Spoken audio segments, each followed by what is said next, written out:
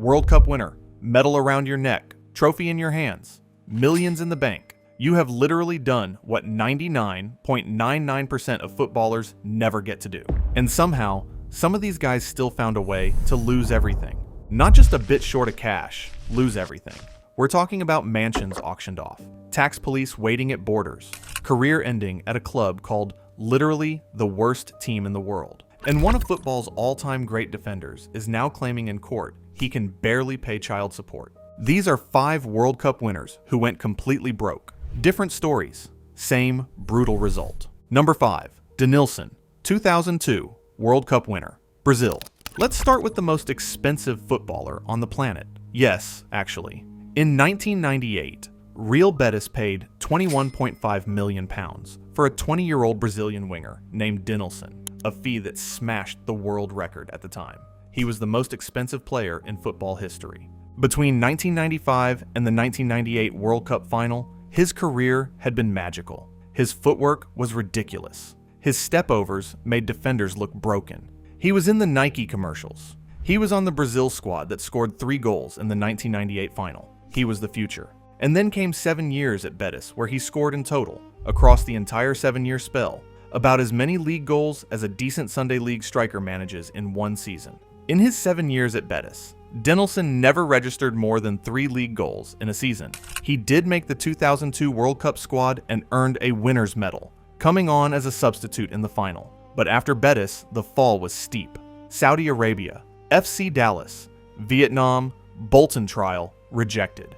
At the age of 44, Denilson came out of retirement to sign for Ibis, a team in Brazil's lower leagues that once made the Guinness Book of Records for being the worst team in the world. The world's most expensive player in 1998. The worst team in the world in 2022. That's a sentence no one should ever have to write about a World Cup winner. The £21.5 million fee that was supposed to set him and his family up forever? Brazilian law at the time meant he was entitled to just 15% of that sum, a fraction of the headline number. And then, the career that was supposed to justify it never arrived. Number 4, Stefan Gevarch, 1998, World Cup winner, France. This one is different. Gevarch didn't blow millions on parties or get caught up in scandals. What happened to him is arguably stranger. He won the World Cup, then his entire career vanished within 90 days. Gevarch was France's number 9 at the 1998 World Cup on home soil. He started the final. He played 6 of the 7 games. He lifted the trophy. He was on the Champs-Élysées with 1 million people cheering. Not 1, 0. He was the starting striker for the world champions, and he scored 0 goals. He earned his way onto the squad after leading the top French league in scoring twice, a level of success he never managed to repeat again. After signing with Newcastle, he lasted just 4 games. Ruud Gullit, who wasn't exactly known for his patience, cut him loose immediately. He went to Rangers, won the treble, then faded back to France. Knee injuries finished him off in 2002 at 31. Since retirement as a player, Gevarch has returned to his hometown of Concarneau and become a swimming pool salesman.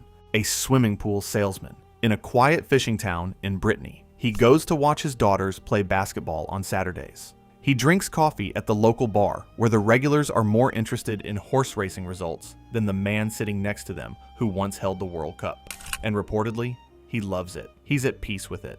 The money from a World Cup winning career should have set him up.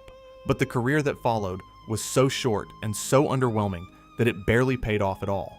This is the one story on the list that isn't really about greed or chaos. It's just about how quickly and cruelly football can take it all back. Number 3, Cafu, 1994 and 2002. World Cup winner, Brazil. Cafu won the World Cup twice. He is the only player in history to appear in 3 World Cup finals. He's Brazil's most capped player ever, with 142 appearances. He captained Brazil in 2002. He was at AC Milan. He won the Champions League. By any measure, Cafu had one of the greatest careers a right-back has ever had. And then, he trusted the wrong person. 2-time World Cup winner Cafu's £6.5 million family mansion in São Paulo has been auctioned off for just £4 million to help settle his massive debts. The property, 6 bedrooms, a lift, cinema room, private football pitch, located in one of São Paulo's most affluent areas, gone. His defense lawyers claimed the payment of debts he had racked up since retiring from football were guaranteed through other properties he owned, but their arguments were rejected and the auction went ahead. How does the most decorated right-back in Brazilian history end up with his family home auctioned off? Cafu claimed his financial problems started after he tried to help a São Paulo-based businessman, lending him his image and some things, which ended up generating a debt through trusting this person. The debt snowballed. The most decorated right-back in Brazilian football history, undone not by lavish spending or addiction, but by putting his name behind someone he shouldn't have trusted. The debt attached to him. The creditors came, and the house that should have been his family's legacy for generations was sold to a company for £4 million. He said publicly he wasn't broke, that he had other assets to settle the remaining debts. Maybe. But the image of Cafu's mansion, the home he built with his career, that had a football pitch in the garden as a nod to where he came from, being auctioned off to the highest bidder, says everything you need to know about what retirement can do, even to the very best. Number 2. Marcel Desailly. 1998. World Cup winner. France. Here's your prominent player on the list. And this one is recent. This story broke in late 2024. Marcel Desailly is one of the greatest defenders the sport has ever produced. 116 caps for France. Champions League with Marseille. Champions League with AC Milan, becoming the first player ever to win back-to-back Champions Leagues with 2 different clubs. Then 6 years captaining Chelsea. Then the 1998 World Cup. Then Euro 2000. The Rock, one of the giants of an entire generation of football. At 56 years old, Desailly is going through a time marked by serious financial and personal struggles. Despite a prestigious career that saw him shine at Marseille, AC Milan, and Chelsea. According to Le Parisien, the former footballer claims to be nearly bankrupt. The details are genuinely staggering. The 1998 World Cup winner was found to have been sanctioned for evading income tax between 2011 and 2019 and has been repaying around £4,148 each month to the French tax authorities since 2022. His punditry contract with beIN Sports ended in August 2022. He was forced to sell off assets in order to pay alimony to his children. His lawyer reportedly told a Paris court that Desailly is almost broke financially and says he is unable to pay new child support obligations. This isn't ancient history. This is 2024. A man who earned millions at the biggest clubs in European football for 20 years is standing in a Paris court saying he cannot afford to pay child support. There is no addiction story here, no dramatic spending spiral. This is what happens when the contracts stop. The consultancy roles dry up, tax obligations pile up over nearly a decade, and the lifestyle that felt affordable at £100,000 a week turns out to be completely unsustainable on a pundit's salary. The Rock crumbled. Number 1. Diego Maradona, 1986. World Cup winner, Argentina. There is no list like this without him at the top. And before anyone says it, yes, he was on the previous episode. He's here again, because when you're building a list about World Cup winners who went broke, leaving Maradona off is like making a list of great strikers and skipping Ronaldo because you mentioned him before. Some names just own the topic. Maradona won the 1986 World Cup in a way that defied football logic. He didn't just win it, he dragged it there.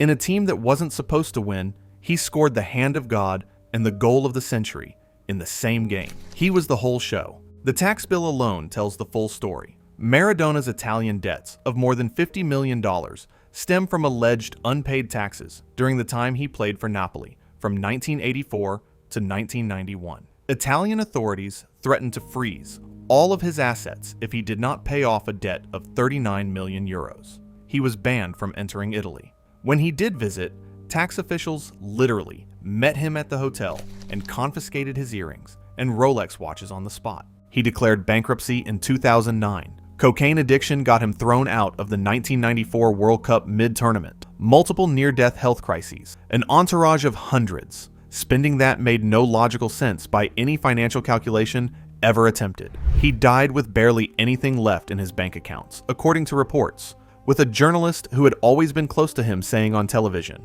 he had almost nothing left in his bank account. He died poor. Despite a career that may have generated estimates of hundreds of millions, his net worth at death was estimated to be as little as $100,000. A man who had the entire planet at his feet, who single-handedly won the biggest tournament in sport, who was worshipped like a god in Naples, and died with the financial footprint of someone who never played a single professional game. The greatest and the most catastrophic, both in the same person. That's Maradona. 5 different stories, 5 different paths to the same place. A World Cup winner's medal doesn't come with a financial plan. The money runs out, the structure disappears, and for some of these men, it happened faster than anyone around them could stop it. If this one hits right, you know what to do.